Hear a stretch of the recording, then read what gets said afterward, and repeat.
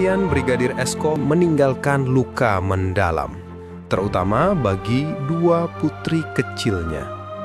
Ujian berat kini harus dihadapi oleh keluarga besar Brigadir Esko, khususnya bagi kedua putrinya yang masih sangat belia.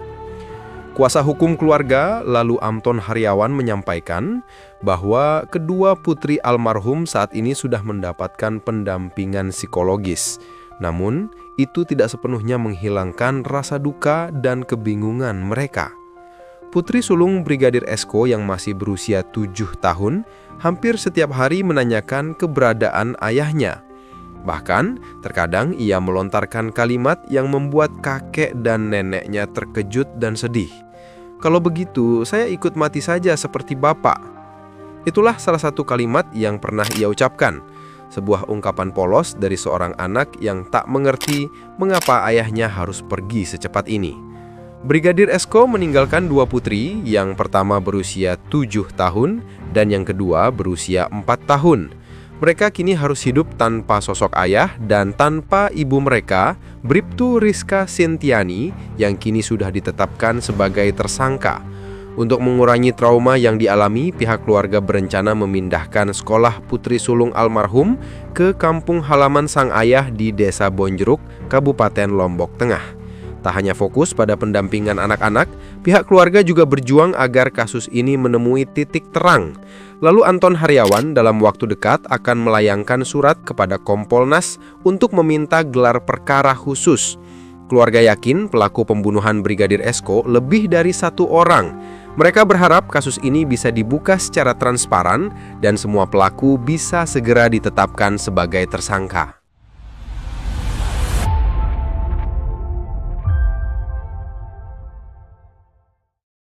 Baik-baik saja dan ceria selalu. Tapi itu yang besar, yang kakaknya, dia selalu merenung pas bangun tengah malam, dia sering mencari almarhum bapaknya. Dia bilang, "Papu, ayo telepon ayah." Nah, sempat dia bilang seperti bapak kan, dia mau ikut bapaknya sampai papunya yang perempuan stres. Bisa-bisanya anak kecil ngomong itulah, mau ikut bapaknya supaya dia masuk surga gitu lah. Iya. Itu yang bikin kita shock semua. Usia berapa dia yang paling besar? Paling 7 tahun. Yang kecil? Ya, baru kelas 1 SD. Yang 5 tahun ya? Yang kedua paling 4 tahun. 4 tahun ya. Berarti sudah ikut sama kakeknya. Sekarang sudah cucunya yang dua sudah ikut sama kakeknya. Di Lombok Tengah, Pak. Lombok Tengah, Bonjeruk. Harapannya dengan kasus ini apa? Segera diusut dengan tuntas. Ada kemungkinan mungkin keluarga nanti akan datang lagi ke Polda untuk pasti. tegasan. Pasti. Kita tunggu dulu. Jadi alhamdulillah ada orang yang berhati baik ya. Kebetulan sahabat psikolog. Jadi memberikan layanan secara sukarela kepada dua putri almarhum Brigadir Esko. Karena kita ketahui bersama kan luar biasa ujian yang dialami oleh keluarga besar almarhum Brigadir Esko, terutama untuk kedua putrinya. Jadi diberikan layanan karena ada beberapa hal, contoh putri yang paling besar itu selalu menanyakan keberadaan bapaknya. Jadi bahkan ada beberapa kata ya yang diungkapkan oleh anak tersebut sampai bilang itu, "Kalau begitu saya ikut mati aja seperti bapak." Nah, itu kan luar biasa, berarti kan tekanan si kecil ini perlu kita kasih layanan psikolog. Kalau langkah selanjutnya mungkin dari kuasa hukum atau untuk kasus?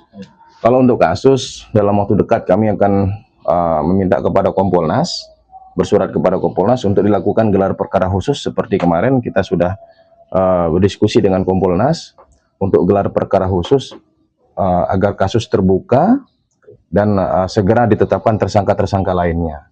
Karena kami yakinin tidak mungkin si R ini bekerja sendiri ya, melakukan tindak pidana pembunuhan yang begitu keji, tidak mungkin sendiri. Nah, saran saya sebenarnya untuk si R, silahkan dibuka saja kasus seterang benderangnya. Nah, kalau memang Anda bukan pelaku utama, silahkan Anda ajukan diri sebagai justice kolaborator. Nah, bantu penyidik buka, biar tidak menjadi simpang siur lah. Ya. Kami sarankan segera ajukan diri sebagai justice kolaborator kalau memang Anda tidak sebagai pelaku utama, tapi turut serta membantu. Silahkan dibuka.